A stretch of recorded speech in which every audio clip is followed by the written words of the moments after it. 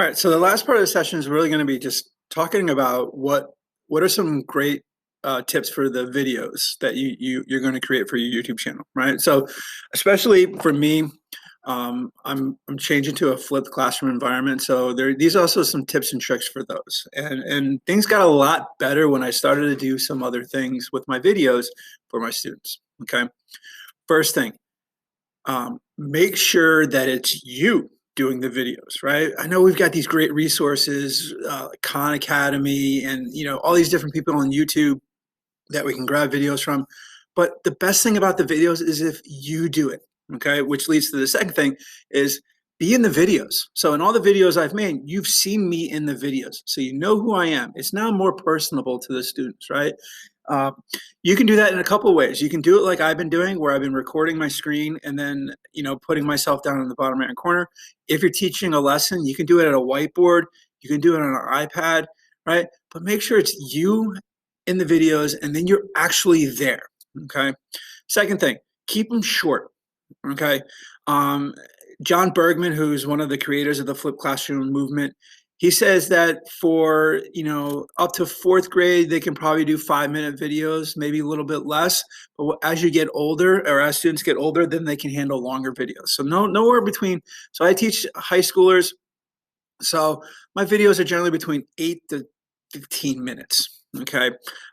It's not unlike them to take 15 to 30 minutes to actually do, watch a video. Okay. Um, now, this is for a separate session. So if you go, I do have a session on flipped classroom and flex model, but in some of those tips, right?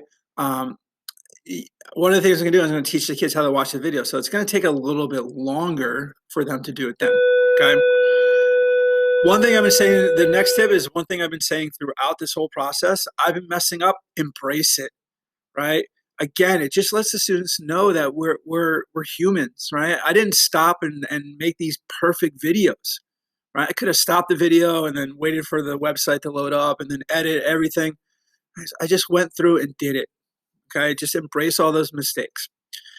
Make sure you have a clear learning goal, right? Make sure that that video is designed for that learning goal in mind, right? You don't want to have a certain learning goal and then your video be about something completely different. Okay, that's why I like to chunk them, right? And I chunk them based on what the AP Physics curriculum wants me to do.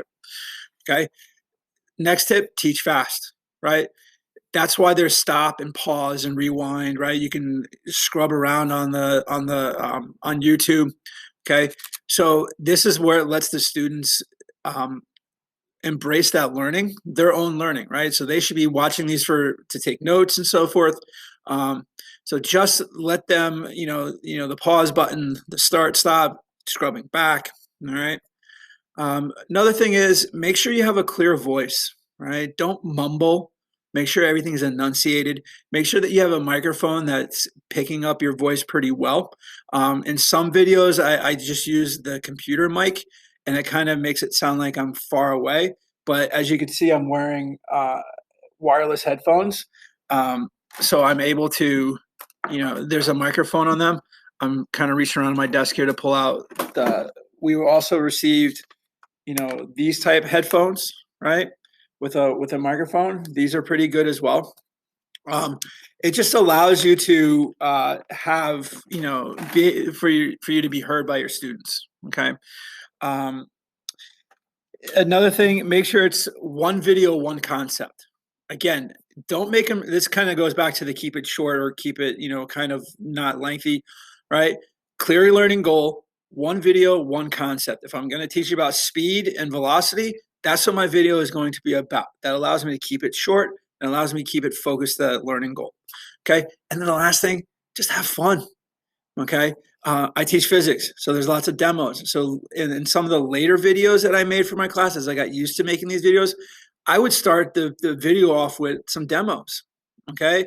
But I would pause it to the point where now you need to answer this question. When we do rotational inertia, it's the famous solid cylinder rolling down. Does a hoop or a solid cylinder get down to the bottom of a ramp first? Right? Everybody has their opinion. So I started with that demo, which was fun to do. And then right before I let it go is when I edited the video to start the notes. And then the last question that we did that day in my example problem was that question. And then I filmed the rest of it and it rolling down the incline. And so the kids were able to talk about, which one's going to get the bottom first and why and so forth. So they had great conversations in class. But again, have fun, right? Enjoy yourself doing these videos. I know I've had a great time making these videos for this session. And I really do hope that you guys go through, subscribe to my YouTube channel. Okay. You can go to Lessons with Londot. It doesn't have to be the Lessons with Londot remix. I've linked it in the PDF. So at the bottom of the PDF file that you've gotten through all this, has all my contact info, they'll be up on the screen here in 1 second. But again, there's a Google form there. There's a Jamboard there. The Google form, guys, when you make your video, your channels, send them to me and I'll subscribe to them and put them up on my subscription.